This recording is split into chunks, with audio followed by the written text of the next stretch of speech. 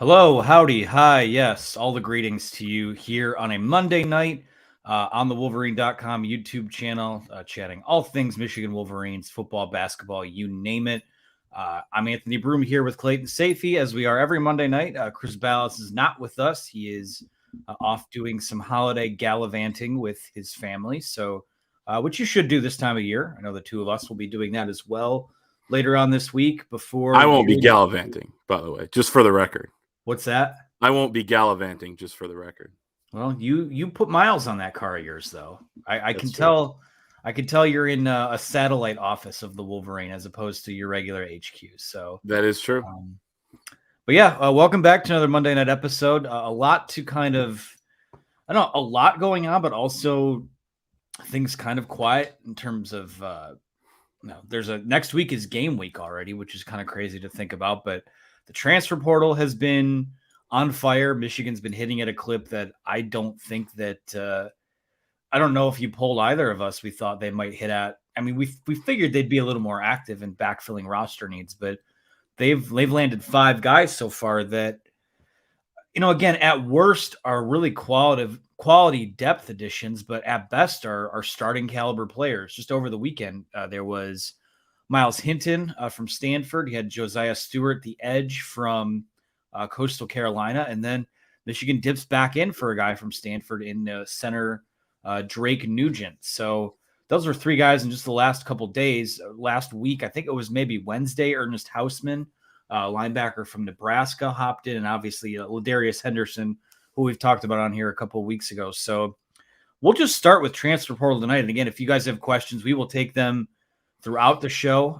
The queue is wide open. Use that donate feature to get yourself to the front of the line. I don't know. Have I even said this yet? Anthony Broom, Clayton Safey here, just for audio purposes. Someone stumbling upon us for the first time might not know who we are or whatever, but that is who we are here with you every Monday night at 6. We will be doing the same next week, coming off the holiday as well. So, all right, let's just get right into questions here. I want to take this one because we were talking about it before the show. From Maze Craze, it says, "Please tell me Jyaire Hill is trolling us. How do we have all these crystal balls?" I don't know what that is. I've seen a lot of on-3 predictions, and we don't even make it to the top 5. Yeah, guys, we don't have any intel on what's going on with that. That's probably more of an EJ question. I mean, there's some speculation that he may be trolling a bit and that Michigan will be the surprise hat that comes out from under the table on Wednesday on this early signing period. But listen, man, I mean, just to go back to, I've seen a lot of wild stuff, even back when I covered recruiting and then, running the old site. And even since I've hopped on here, like I've seen guys pull puppies out of their sweaters to announce their commitment. I've seen guys tease an announcement, get everyone riled up, and then say their dad was starring in a play on Easter Sunday. I've seen that before. Listen, I mean, until announcements take place, not to bemoan the recruit, I will never bemoan the recruiting industry and the work that our guys put in, but until a kid is signed somewhere, I just follow the experts on that, like EJ, like Zach, and those types of things. Yeah, it's crazy. I mean, and all the experts were saying before today that Michigan was the favorite, Illinois kind of that, second competitor there, that they've kind of been neck and neck throughout the whole way. Give Illinois credit. And then here we go with the top 5 that is Florida, Illinois, Purdue, Kentucky, and Missouri. And I was looking at his profile earlier, and he hasn't even visited Missouri unless that is, just not reported on his profile. But very weird. Some people were saying, is it a mistake? But look at that graphic. I mean, it's him in a Missouri jersey and helmet. So, I don't think it's a mistake. And he tweeted it and Instagrammed it. And, so that's out there. So probably trolling is what a lot of people seem to think. And beyond that, we will have to find out on Wednesday or between now and then to just go to the Wolverine.com, get the latest from our recruiting experts, as Anthony mentioned, because they're going to be all over this stuff. There's moving parts around the clock heading into signing day every single year. And it looks like this year will be no exception. Yeah. Even in a year where the recruiting is quote unquote on the downside a bit, again, On3's recruiting prediction machine has Michigan, 95.6% likely to land Jyaire Hill. Of course, he's the number 112 player nationally, a 4-star recruit. So certainly in a class that doesn't have, no disrespect, a lot of bona fide stars in there. This would be a guy who kind of slot in and be someone who might be a foundational piece moving forward. So we'll see what happens with all that. I mean, how do I put this delicately? I am glad that we have specialized guys on our staff that are able to be experts in reporting on the ever-changing minds of 16, 17, and 18-year-olds. So I guess we'll just kind of leave it at that. This next one from Matt Alderton, who says, any news on Blake Corum coming back or going to the NFL? Yeah, we don't have anything else to really share on that. I mean, I think it's well plowed ground at this point that I don't think we're not going to see him the rest of the way. I mean, not completely ruling out a national title game appearance, but I just wouldn't think that we're going to get any kind of clarity. I don't think anything he would possibly announce would be something that happens before Michigan's season is over. He's just not the type of guy to take away from the attention to the team. He's never been that guy. So, I mean, what's been reported is that, yeah, I mean, there's a chance he could come back. I still think it's probably 50-50, but Clayton, I don't know if you have a strong opinion on that. Just nothing really new since last we spoke. Well, he did talk to the Detroit News over the weekend and said that he is going to make a decision sooner rather than later. I don't know if he would release that. I tend to agree with you there that he will probably wait till Michigan season's over. No reason not to. Not many guys, you see it around the country. Max Duggan, actually, for TCU, announced he'll be going to the NFL after this season, of course, playing in the college football playoff against Michigan. But, yeah, you're not seeing that a ton. Even the guys like C.J. Stroud, they haven't made their decision. I get Blake Corum is in a different spot because he's hurt and kind of away from the team right now. But, yeah, I think we continue to believe there's a chance he comes back. Our Chris Ballas has reported that if he does want to come back, and it does sound like there's interest there, that, there are people behind the scenes making sure he'd be taken care of with NIL. But at the same time, just me personally, my opinion is that I think his college career is probably over. It's just kind of the way things go with running backs. I mean, he was having an outstanding season before the injury, really one that he was proving, he could be an NFL back. And I was saying this, watching the Lions game with some friends yesterday. I mean, I would take a Blake Corum type on the Lions if we could get him in the 3rd or 4th round.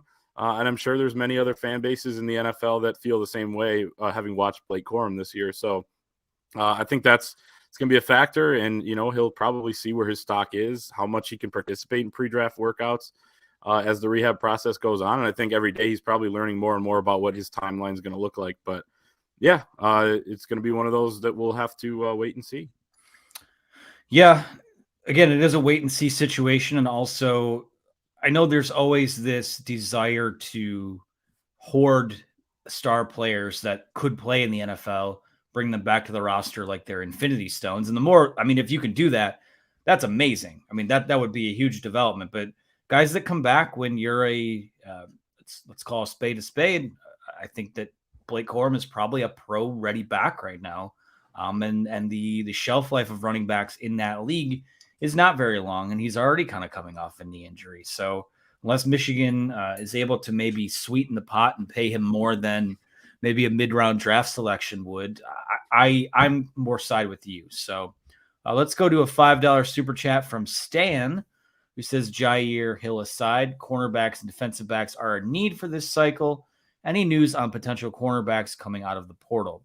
Yeah, Michigan's been in on a few of them. I think we would both expect them to bring probably at least one cornerback back. I don't think that one of Jamon Green and DJ Turner seems like they'll leave for sure, and it's possible you lose both of them. So you're going to need someone that's able to slot in next to Will Johnson that's ready to play now. I think that's the thing when we go back and talk about these transfers that they brought in.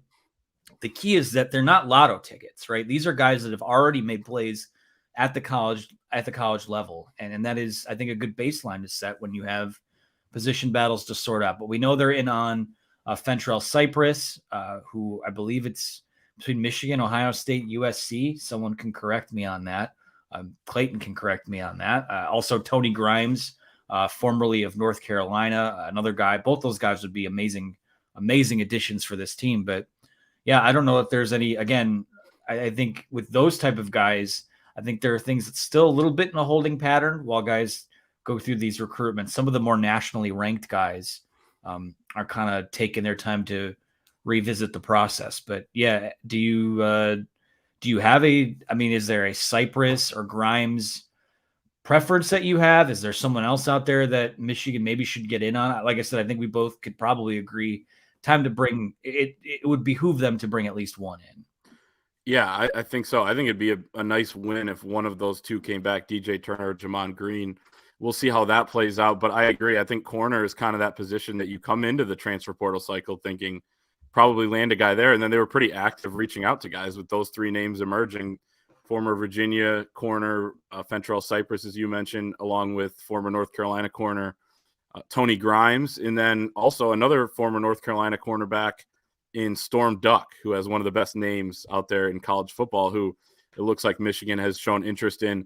I will say this, Cypress has all those types of suitors coming after him, and we've seen Michigan. I mean, they beat out Ohio State and Iowa for Ernest Hausman at the linebacker spot from Nebraska. So, they can win some of these in the portal, but there's a lot of money being thrown around. So I would be a little wary of those guys. And Tony Grimes, it looks like he's already taken 2 visits to Texas A&M. So to me, immediately, that's kind of a little bit of a turnoff. Or not a turnoff, but maybe a little discouraging in terms of Michigan's chances there. And he also tweeted something that he wants to make a decision pretty soon here. Our EJ Holland reported that he's pretty tight with Tony Grimes' camp from the original recruiting process. He reported the other day on our message board that Grimes potentially wanted to visit Michigan in January and maybe will if he hasn't made a decision by then. But then his tweet comes out that he wants to decide sooner than that. And without seeing Michigan again, not sure that will happen. So I think we'll probably see things expand here. And remember, I think I just saw a tweet from Tom Van Haren of ESPN.com. I think we're over 1,900 players who have entered the transfer portal now. That's going to continue to grow. And think about this too. There are a lot of kids that are entering right now that are going to go somewhere else starting in January. But there are also a lot of kids too that are either going to graduate in the spring from their schools and then enter the portal or go through spring ball and say, I don't really like where I'm at the depth chart, or I don't really like this coaching staff or this new staff or whatever, and then enter the portal then, because it will be opening up after spring practices around the country too. So there's time, and I think we'll see the cornerback board expand. And also you have to keep in mind, what if they do get both those guys back, DJ Turner and Jamon Green? I wouldn't bet on it, but then I don't think you necessarily need somebody. So maybe those transfers are waiting and seeing and saying, hey, what does the depth chart look like right now? And you may not have a firm answer. So, I think corner is a need depending on what those guys do. But Will Johnson on one side, man, you got to feel pretty damn good about what they have there, because he's been a stud really all season, but coming on in the last few weeks too, or last few games. And it's exciting to see, to think about, I guess, what the possibilities are with him there. I'm going to take this comment here from William Flanagan, who says, Jim is playing it smart. I don't understand paying high school players millions of dollars when they haven't played a snap in college ball. Listen, and that's where I'm glad someone brought this up, because, I won't take that hard line of a stance against paying recruits. I think obviously in this new era that we're in, that certainly has to be part of the equation.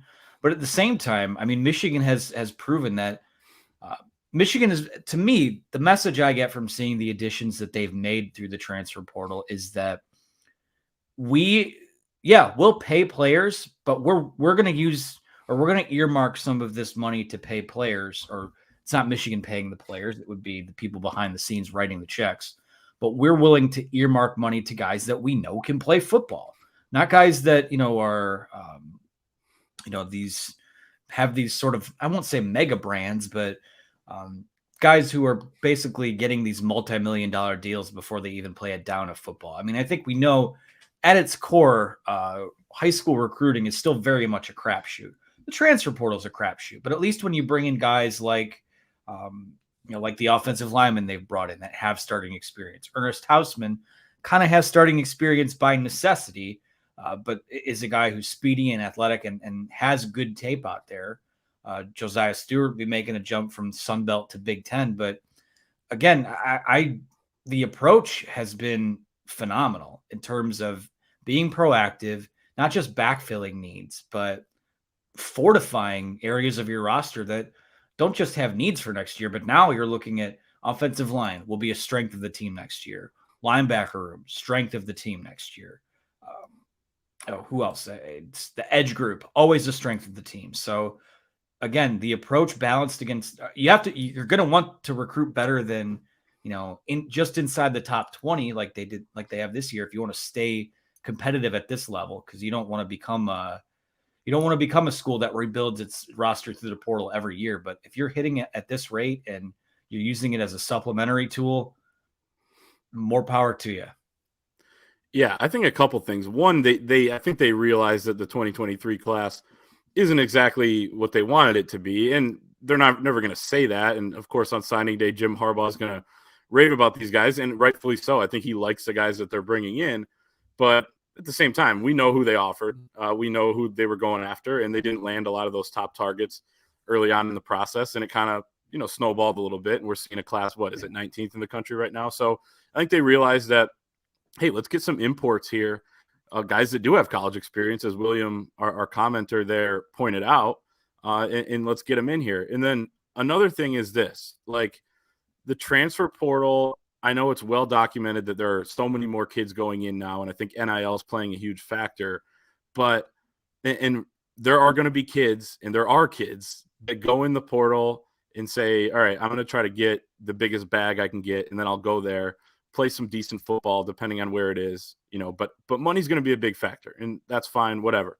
But I also think that there are going to be a decent amount of kids who they've been in college football for a year or two. They've been in there for 3 or 4 years, or in some cases, they've gotten some money. They know that the money's out there, but they also want to do two things. They want to win, and they want to be developed at the highest level. And talking to Ladarius Henderson, Michigan's newest offensive line commit, or not newest, actually, third newest, out of Arizona State, I asked him about that. I was like, how much is NIL a factor? How much of was NIL a factor for you? And he said, it wasn't that big of a factor. He wants to get developed. He wants to win. He wants to be part of a great culture, but he also understands what Michigan can do. He said a lot of guys are going to be taking bags from worse programs because those programs are a little more desperate. So I think there are guys out there that kind of fit the mold of what Michigan's looking for.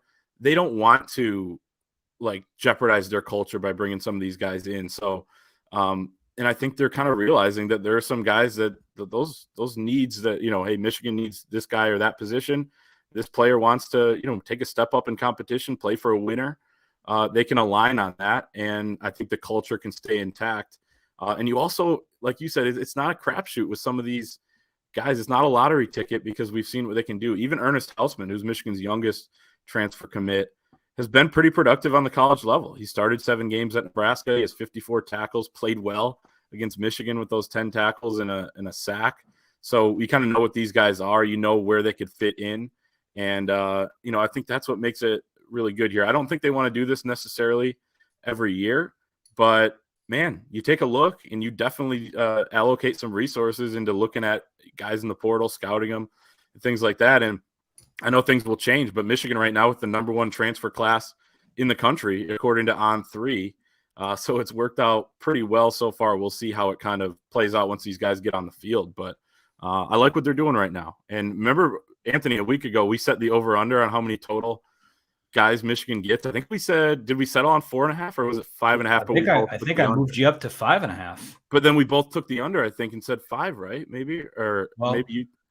It's breaking. We were both very wrong. Exactly. But it's amazing how quickly this moved. And I think Michigan found some guys that they like out there.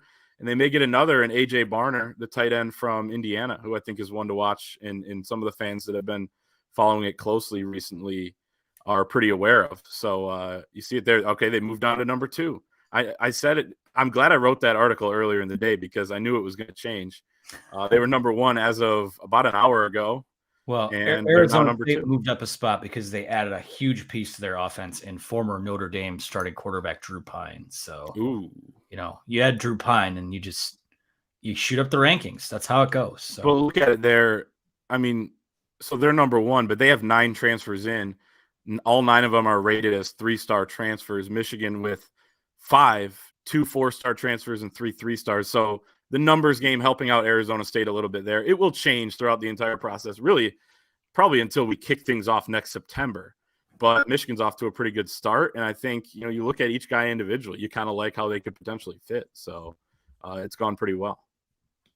Yeah. And the type of, no offense to our mothership site, and no offense to transfer rankings or any of that stuff in general, but the guys that Michigan are bringing in are to a T the things that they need. I mean, it goes beyond rankings. Like they're adding a lot of quality guys. And again, I think the recipe of, normally when you bring in a recruiting class, you have these, a cluster of true freshmen that are ready to go right away. Right. I mean, even this year, they're 2 or 3 freshman All-Americans and a couple more guys that have gotten a decent amount of run. 11 guys burned their red shirts. Incredible. Yeah. 6 last year. So, yeah. I don't want to rattle any cages, but I don't know if they have 11 guys in this class right now that are going to be even impact players at Michigan. Again, it's no disrespect. It's just, it's not quite to the quality that it's been. So you're able to augment that by bringing in guys next year who are going to play for you. And that's critical for them. So I'm going to take this one from Juan, and then we'll talk about our friends over at the Rogue Shop. I think he had a bit of a voice to text thing going on here. I'm not sure. It says Michigan getting all these offensive linemen from the portal. I'm curious how many guys are going to leave from the offensive line. Yeah, well, let's go through the chart here now. Ryan Hayes, 5th-year guy. He's probably gone. Trevor Keegan, 50-50. Olu will wind up being gone. Zach Sinter, probably a little closer to like 40-60 that he comes back versus he leaves. I think might be their best pro prospect on the offensive line. And then you have guys like Trente Jones and Carson Barnhart who could opt in for a 5th year, or someone could go to the NFL, whatever it is. So, regardless, I don't know that it's that hot of a take. I don't think they'll lose all 5 starting offensive linemen from this team, but they could, and they certainly could lose 3 of them. They could lose 4 of them. So, when I look at the guys that they're bringing in through the transfer portal, all of them have starting experience. All of them have played fairly well.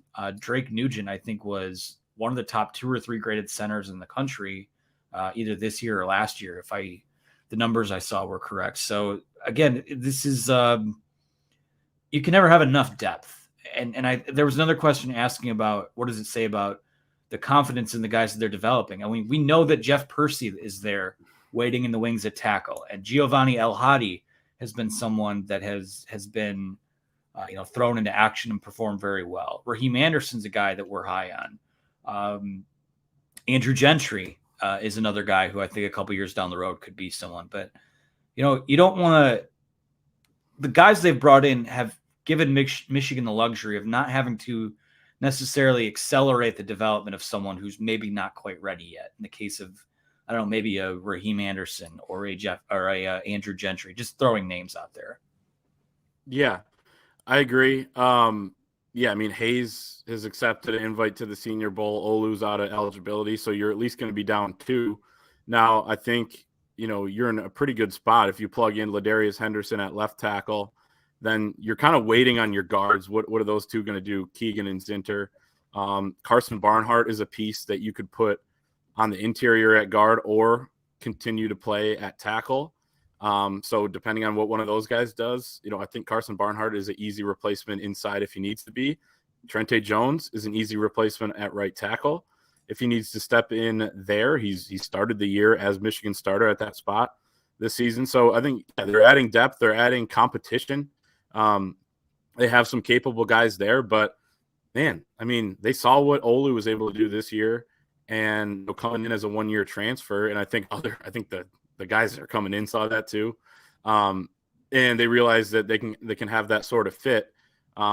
But no, I mean, I don't think it's any sort of concern with the way Michigan's developing those guys or how those guys are developing. I think they just trying to cover all their bases there, depending on what some of these NFL draft decisions are. And I think they're going to be set up pretty nicely, regardless of what happens. You really want at least one of those guards back in Keegan and Zinter, because those guys will be your leaders next year. Those guys are nasty. They're going to set the tone for this offensive line. They're exactly what Sharon Moore is looking for. So, they hopefully get one of those at least guys back. But either way, I like how it's kind of shaping up. And even some of the young guys, you mentioned Raheem Anderson, a guy who was really impressive when he made the trip out for that Rutgers game and came in during garbage time. He was moving people, and I've seen his body transform a lot since when I went and watched him at Cass Tech. So I'm excited about some of the young guys like him and Gio El Hadi and everything there. You have some pretty good options. And someone asked today on our message board, like, all right, let's project the offensive line for next season. And is this the most unpredictable we've ever had? And I was like, yeah, it probably is. But also, like, this season hasn't even ended yet. And we're looking at guys that have decisions to make. So I'm going to let it play out a little bit more before I start projecting. But any way you go, any kind of path you take when you start to project what the starting five is going to be up front, you kind of like what it looks like, especially if you do get, maybe a surprise and get a guy back or something. Yes, sir. I feel like the starting projection I did, what was it, maybe a week or so ago, maybe 2 weeks ago now. May as well just throw it in the paper shredder at this point because, I mean, a lot of moving parts. A lot of moving parts. It's almost like, was it really, it's kind of in the last 2 off seasons with basketball where we're like, and we have a basketball question. We'll get to them in a second. Where you go, it's tough to even comment on what this might look like because there are so many spots up in the air through the transfer portal, and we don't know guys transferring in, transferring out, all those types of things. So we'll see what happens. Again, they're preparing to play a football game on the 31st as of now. One of the 3 football games that actually matter over the next couple weeks, which is still crazy to say. David Wright asked, any news on how practice for TCU is going? Seemingly well. Everyone is fairly healthy, getting healthier. We will talk to players tomorrow and Thursday, I think was the schedule that was sent out. So we'll get some more intel from those guys. But I think the vibe has been, a lot more business-like than last year. I think, not bemoaning what became of the 2021 Wolverines, but, it felt like it was a group that was coasting off of Big Ten title and award season and just ready to get down to Miami, get to the beach and soak in the week. And then, maybe play a football game. Whereas I think this team is foaming at the mouth for a shot to win a playoff game and get a rematch against either Georgia or Ohio State. So from all accounts, I think that prep has been going pretty well. And obviously shout out to the coaches too. I mean, prepping for signing day this week, still putting in a full week's work of game prep. And I know, everyone has families. You got to sort out the Christmas logistics. And then I believe it's a week from tonight, they'll be flying out to Arizona. So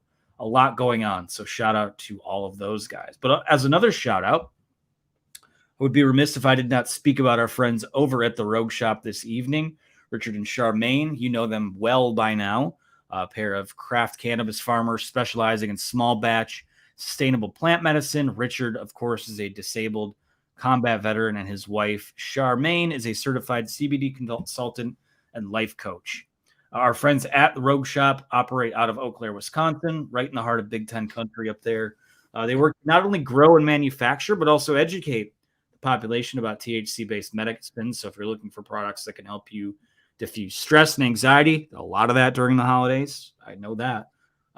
Soothe chronic pain, insomnia, whatever it is, Rogue Shop's menu is perfect for you. They're going to hop on a live chat, answer your questions. They'll send you the personal handwritten letter when you order from them, and you can order from them using promo code the Wolverine at rogueshop.com for 10% off. Rogue Shop sells Delta 8, Delta 9, CBD, THC products. They're all lab direct. There's no middlemen. Make it with their own 2 hands. Unlike competitors who are using the machines and big bad machines are taking over and all those types of things. So shout out to them. Clayton, I know it's been a while since my supply could probably use a refresh over here, but pain cream for me is a must. I'm finding gray hairs everywhere in this beard of mine, which means stuff is just going to start hurting on me for no reason. So it's nice to have that pain cream. I know you've dipped into that a little bit as well yourself. Yeah, and the CBD gummies. Here's the thing I like about these guys. It's like you feel like you're getting the best, but it's also a mom and pop type of shop. So they handcraft all of their topicals, soaps, candles, bath salts, massage oils, and tinctures. They grow their own cannabis in their own manufacturing facility. All their products are made with their own cannabis. And as I keep saying, the best part is like, if you're new to this, like a lot of us were, recently in our, the 24/7 chat function on their website is fantastic. You can talk with them. It's actually the owners of the company, Richard and Charmaine, that are chatting with you, telling you, giving you recommendations on what to do. All their edibles are custom formulated with cannabis, vitamins, plant materials. They're America's #1 online dispensary and health and wellness shop. So visit rogueshop.com, ROGUE shop.com for the best when it comes to all the goodies. All right, again, thank you guys at the Rogue Shop so much. Use promo code the Wolverine at rogueshop.com, 10% off. Might be a little, can't speak for them shipping wise, might be a little bit late to get stuff in for Christmas now, but certainly enough time to get something before the Fiesta Bowl. So shout out to our friends over there. Let's go to, I forgot to refresh my queue over here. This one's for you, Clayton. From Michael Barnett, says, "Go Hope." Shout out to Hope College. That's my guy right there. Yeah, go Hope.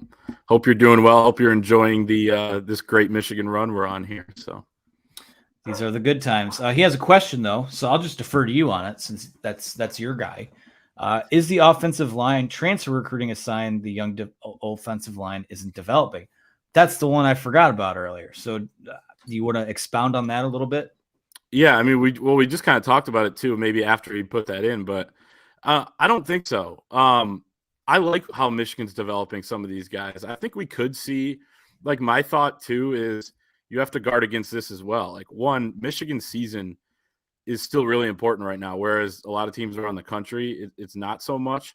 So I think we could see a surprise or two from maybe a young offensive lineman leaving the program in the transfer portal, like we saw with George Rooks on the defensive side, where it was like, I kind of like this guy, I like his potential, but he's probably looking at it like, well, Chris Jenkins is going to be here another year. Like, maybe I'll go somewhere else so I can impact as a junior as opposed to wait till my senior year. So I think we could see something like that happen on the offensive line too. So I think they're kind of covering their bases numbers wise, making sure that they're going to be good, even if they do have a couple unexpected departures. But no, I think we've seen enough from certainly Giovanni El-Hadi to know that he's going to be a good one. And Erdy is kind of a good one. Jeff Percy, I thought he did well in his first start, still has some ways to go. He's a junior already. And you look at Raheem Anderson, who we talked about as well. I thought I was impressed with him. And there are other guys too that I think Michigan feels pretty good about. So I wouldn't be concerned about that. I think they just want to add some more competition to the room, add some more depth. And again, they saw how it worked out with Olu. So why not kind of take your shot on some of these guys that, especially the two Stanford guys? It's like new coach. They have not won in a while. I think a few losing seasons in a row. So those guys are kind of looking for what Michigan offers, and Michigan says, why not? Let's take them. Yeah, I think it's kind of funny, and it's not has nothing to do with Michael's question, but the people who would say, "Oh, I'm worried about the culture. All these transfers they're bringing guys from Stanford. Like, is that not the most like? I mean, outside of Northwestern, is there like a nerdier Power 5 school that you could come from? No, think of Miles Hinton. His brother played here for 3 years. His dad was in the NFL. Like, he's not a risk in terms of culture. His brother was just here a year ago. And the other guys, and Ladarius Henderson, from talking to him, he is going to be a perfect fit. He is going to be a perfect fit here. And potentially you're starting left tackle next season. So, yeah, I totally agree. I'm not worried about that. And I think Michigan's culture is strong enough too. We're like, yeah, you've seen cultures around the country kind of crumble a little bit with some of these transfer portal additions and NILs, this and promises all over the place. But Michigan's got it going right now in terms of their culture. Guys have been talking about that when we've got to talk to them during bowl practices too. And it's just amazing. Every little, nugget you get from these guys about it. It's a brotherhood, they say, things like that. I mean, you don't get that everywhere right now in college football. So what Michigan has is special. And with the guys they're bringing in, I'm not worried about them jeopardizing that for, a couple of these additions. Yeah, for the record, me calling Stanford and Northwestern nerdy I'm saying it's a match with Michigan because let's be honest, we're all nerds here too. So let's go to we have a super chat here from Ben at Zione for $10. Shout out Ben. How much of the passing game's earlier struggles, in air quotes, do you think stemmed from JJ not being able to throw during spring ball in the summer and then splitting reps with Cade during the fall? I think it probably has very little to do with the lack of throwing in the spring and summer. I mean, I guess that's maybe part of it, but I think a lot of it has to do with you. I think they've done a really good job with JJ of kind of walking this tightrope of not allowing him to, not putting too much on his plate, while also kind of giving him the license to make plays based on what he sees. Now, earlier on in the year, we saw a little more risks taken with the ball. They were able to rein that back, some of it by play calling, some of it by the fact that you're just steamrolling teams through the run game. But I think a lot of it has to do with just growing up as a quarterback. This isn't, it's not backyard football where you hike it and you look around a couple times, see the guy that's open, and he's just running a 9 route down the field, and you just have to chuck the ball down to him. There are things you have to learn about with putting enough arc on the football, with taking speeds off the football, with firing a ball into a spot where no one else can get to it. So I think a lot of that, and that's the stuff to me that was affected by him not having that time in the spring, is that, some of the mechanical stuff he had to learn on the job, and still could use some work in terms of footwork and accuracy and ball placement. I think a lot of the things that we've seen with him in terms of his development this year are things that you only learn by playing more football. What does Jim Harbaugh say all the time? The only way to get better at football is to play football. And I think as he's played more football, he's taken a step forward, maybe not in a box score area every week, but the guy who went out and kind of beat Ohio State on his own is not the same guy who started the Maryland game, so to speak. The Maryland game was one of those games where there were some mistakes, there were some missed deep balls, there were certainly some bad decisions. Then the next game, I think you saw some growth. And then the next game, you saw some growth. And I know there was a little bit of a lull there in terms of the pass game kind of mid-season and really into that Illinois game, although they did pick up a couple of huge 4th downs, did enough to lead those field goal drives at the end. So I do think we've seen continual progress from JJ throughout the season. And then you look at the last 2 games, the 2 most important games of the season, he's combined for 7 touchdowns, 6 passing, 1 rushing, and he's just been phenomenal at times during those games. Still don't like the decision against Purdue, but he's putting things on film. He's getting that experience. He's talked about it too. Like even the feel in the pocket and knowing when to run as opposed to sit back there and kind of, bide his time. Like every single rep, he really helps him feel that out. I do think that he would be a little ahead, and I think he's finally caught up now, but he would have been ahead of where he was mid-season had he had a full healthy offseason and had he had the starting quarterback job during fall camp. But there's a trade-off there. I think the competition was probably good for him too, in learning from Cade McNamara as well. He's talked about that, how valuable that experience was. So there's a trade-off there. But Jim Harbaugh said it coming out of fall camp. He said that at the end, that last week, JJ was on fire.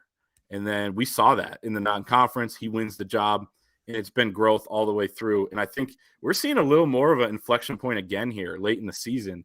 And he's kind of become the leader of this offense as well, where it doesn't feel like a typical sophomore anymore or 19-year-old kid. He's about to turn – I think he's going to turn 20 here just after the national title game or after the season would end. So he's still young, and I think we're starting to see that growth tip upwards a little bit more. And that's why I'm excited for his season next year. That's why I'm excited for the game next week. I believe I can say that. Yeah, it's next Saturday night already. So I think he would have benefited from that, but I think we're still seeing him grow through it. And he's going to be just where he needs to be, I think, in due time here.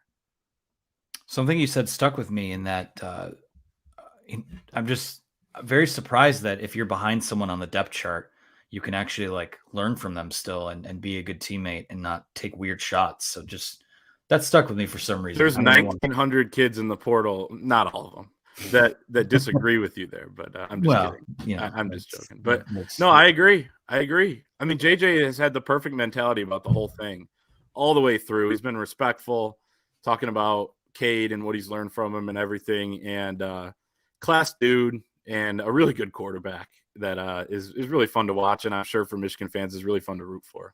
And definitely is not a game manager either. So Larry Branch wants to know, who is JJ's backup next week and not in in 2023.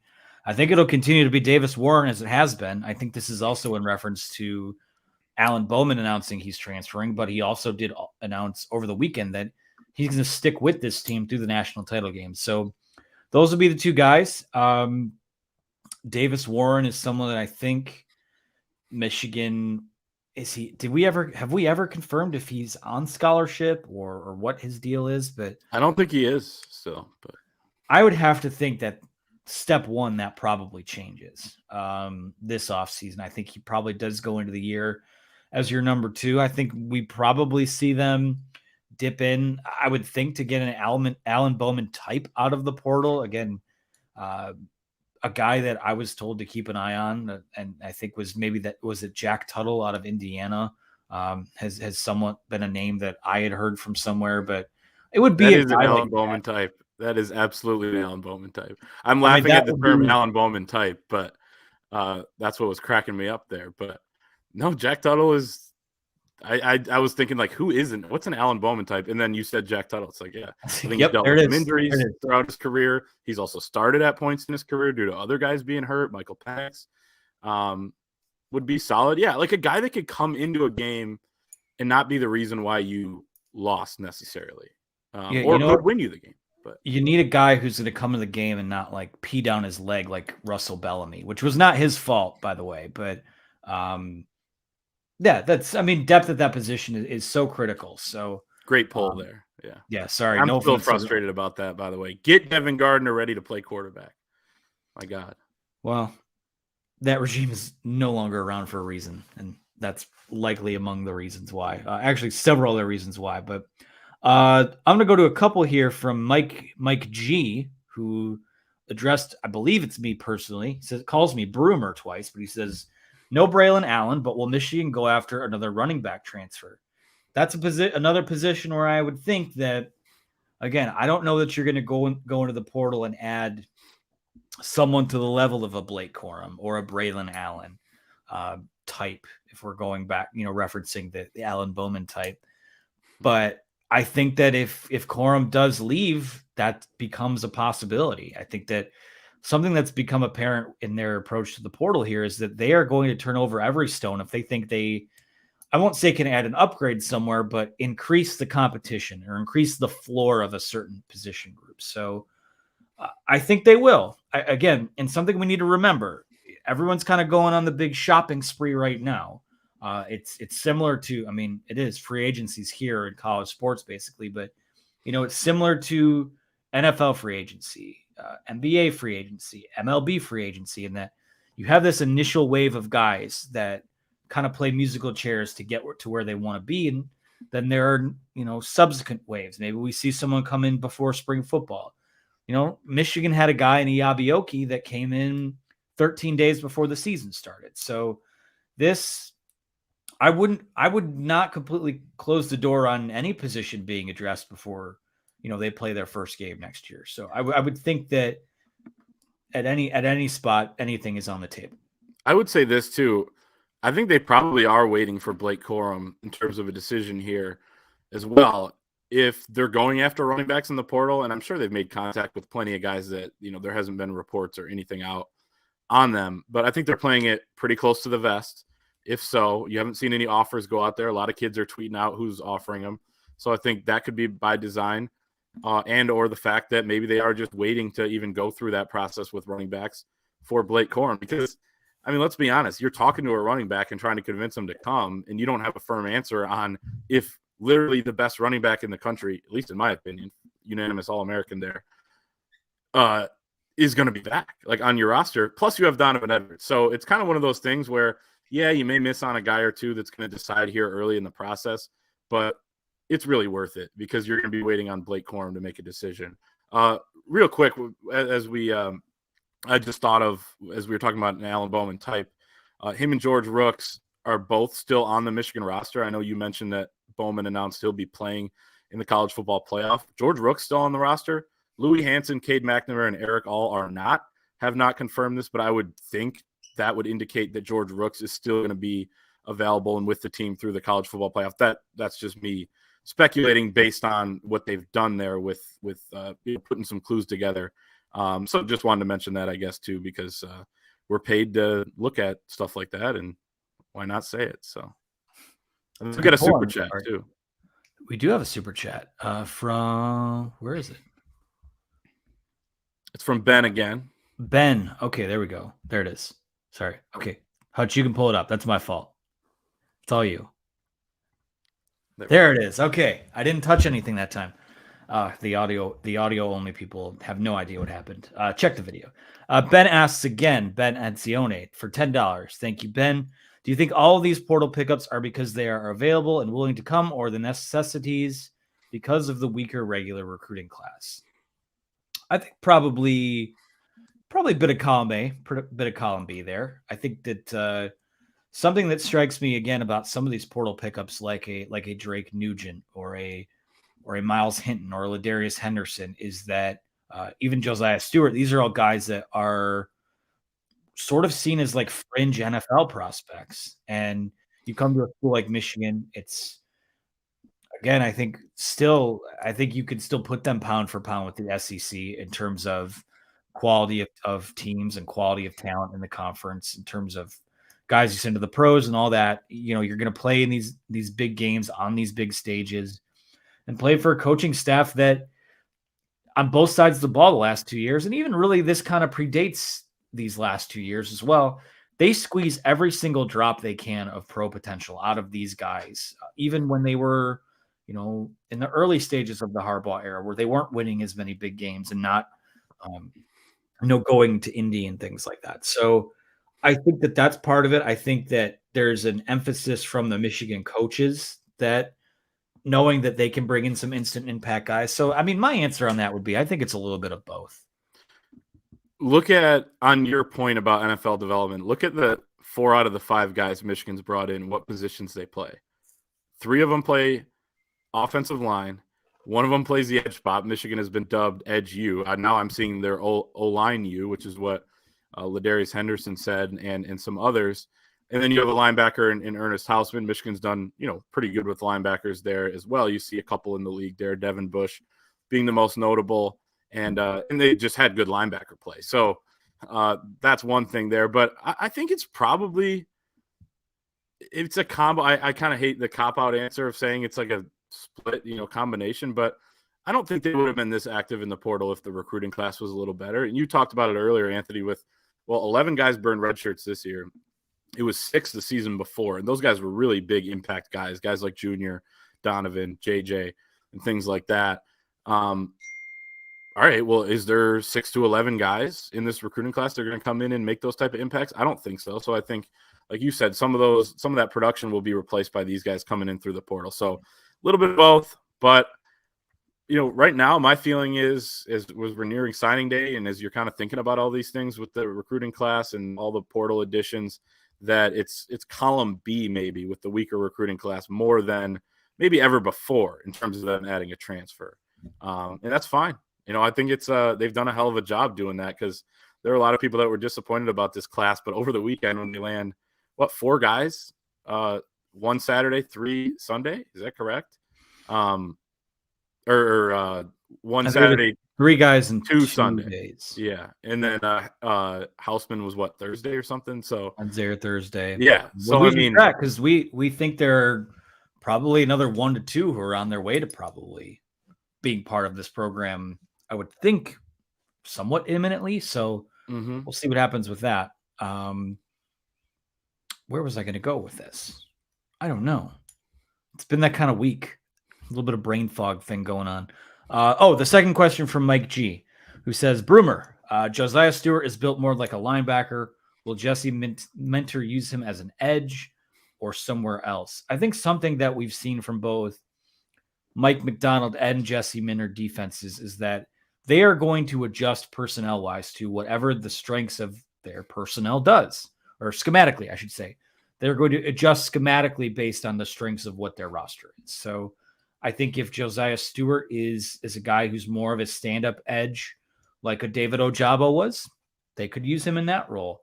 If he's someone who can play with his hand in the dirt and also rush from that stand-up position, he can probably do something like what Aiden Hutchinson did, or like what Mike Morris has done this year, or plenty of other guys. So whatever it is, I mean, I think that they will utilize and maximize his skill set the best he can. And again, he's going to join a loaded room next year. I mean, we think Iabioki is going to be back. Derek Moore will obviously be back as a sophomore. I think someone who, talk about a candidate for a big sophomore leap, someone who is certainly fits that mold. Another, I think this is the point I was going to make at the end of the super chat that I lost, is that, last year, this time of year, the momentum was in landing guys like Keon Saab and Zeke Berry and Darius Clemens and Derek Moore. And was kind of the big momentum closeout they had to adding to next year's roster in that regard. I think we're seeing a very different type of momentum, but also similar in terms of what we've seen in the portal of guys that you're closing late. I mean, it's not closing late because the portal just opened, but in terms of getting guys in now ahead of winter conditioning and the end of this season, similar but different in terms of, sort of being hot in talent acquisition coming off of a big year. So you'd love to see them kind of master the hybrid approach of that. The last 2 years have been the extremes of that, where last year was more recruiting, this year was more transfer portal. But yeah, I mean, again, cannot speak more complimentary of how they've handled this so far. Yeah, just going back to Josiah Stewart, he's 6'2", 230, so obviously undersized there as an edge, especially in the Big Ten, compared to maybe the Sun Belt. But when you watch his highlights and you look at where he lined up throughout his career there in his 2 seasons with Coastal, he was a straight edge all the way. He does look like more of a middle linebacker in terms of body type than an edge. But when you watch him rush the passer and get around some of these tackles, you can tell there's a reason why I think he might have led the Sun Belt in sacks a couple years ago. He was named the preseason Sun Belt Player of the Year on defense heading into the 2022 season. Saw a little bit of a dip in production, but didn't quite live up to that. Was still an all-conference performer. So 6'2", 230. Can a guy like that play edge in the Big Ten or at Michigan? And then you look at a guy who's tearing up the NFL right now. His name's Josh Uche for the New England Patriots. 10.5 sacks in the last 7 games. Just wrote about him today for our magazine. 6'1", 245, and that's combine verified. And maybe let's say Stewart's 6'1" because everyone lists an extra inch. Like, same type of body size there. And, I know it was different defensive systems, based on, Uche playing under the Don Brown regime and, now Jesse Minter being in charge here. But you're right. I think they're going to be able to find ways to use Josiah Stewart. And if that's just a traditional edge, then I think that's possible as well. And even remember, Iabioki isn't necessarily the thickest guy either. And they've kind of used him. And it's not only where you line up, but it's when you line up, is it third down, things like that, when you can kind of pin your ears back and not worry about maybe stopping the run as much. So I think there's a role for Josiah Stewart. We've seen Mike Elston really get the most out of these guys. Hey, if you're not the best third down, pass rusher, all right, well, let's bring in a guy that is like a, name your guy. Like Iabioki's one of them. Jalen Harrell's a little better at stopping the run. Braden McGregor is kind of a hybrid, finding himself a little more as a pass rusher. So there's a role for all these guys. I think Mike Elston and Jesse Minter proved that this year, and I think we'll see Stewart play the edge, but he also has the body type to maybe step in at linebacker if you need it. But I don't think they need it at this point, especially adding Ernest Hausman. So looking pretty good there. I was just about to start closing it out, but gosh darn it, there's more business to attend to from someone who, quite frankly, I'm a little offended wasn't here a little sooner. Shane Johnson is going to close us out with a $10 super chat, who says, JH, Jim Harbaugh is the sniper in the portal, making a not so great 23 class considering our dominance into a top 10 one if you factor portal in. Once Santa Ono figures out NIL soon, we hope 24 and 25 should be top 5 classes. So yeah, a lot to absorb from that. I will say that it does seem like, just based on some of our quote unquote intel, there is, I feel like we've been saying it since July 1, 2021, but it feels like we're at a boiling point with the NIL stuff. It feels like we're on the verge of Michigan, at least taking that next step, not to just hand out McDonald's bags of cash to recruits and things of that nature, but to finally have a strong united front and push this thing to the next level. This feels like, the transfer portal thing, they needed something to feel good about. And it's not just a feel good story, it's we're building a team story. And this feels like momentum and a nice little appetizer as, administratively they try to get all these ducks in a row and have the best of both worlds moving forward. Because to be frank, this is now 24/7 year-round roster building, construction, recruiting your own roster, taking care of your own roster, fundraising a roster. That's where we're at now. So the only way to keep with the times is for all boats to be rowing in the same direction. And I think we're close to that. Yeah, and a couple things when you look at the next couple classes, based on the success Michigan's having, they should absolutely have a couple elite classes in a row here, assuming that everything stays on track, where you don't lose assistants, things like that, promotions. And they actually got through most of that cycle pretty unscathed here. Whole assistant coaching staff intact, despite an interview here or there with head coaching jobs. But NIL getting figured out, and our Chris Ballas has been all over this reporting about how NIL, there's some big developments, potentially announcements soon. So stick with us at thewolverine.com for the latest on all of that stuff. But Michigan those boats are rowing in the same direction right now. It feels like that's starting to happen. So that's going to be big for recruiting, of course, but also something that I talked about throughout this process when people would say, what is it with this recruiting class? Why isn't it rated better? Talking about the 2023 class. And I said this too, they got off to a slow start. The class was ranked around 25th nationally the entire time. There wasn't that one leader. You didn't have a quarterback like JJ leading the class.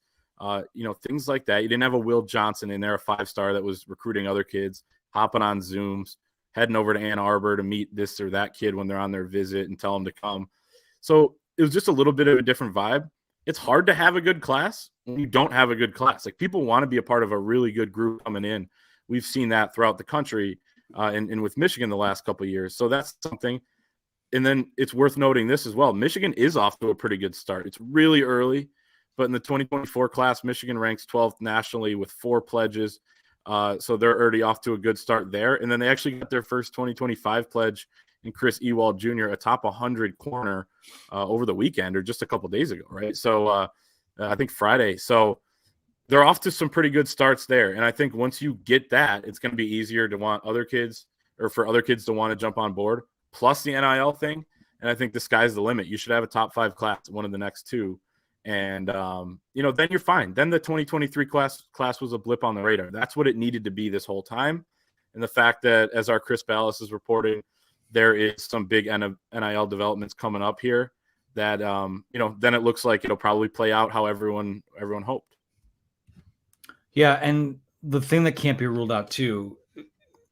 And we can debate. I mean, we're getting kind of up against it here, but your class is also good, a lot better when you have an elite quarterback in it. I mean, we saw that 2021 class, how JJ was able to hold it together.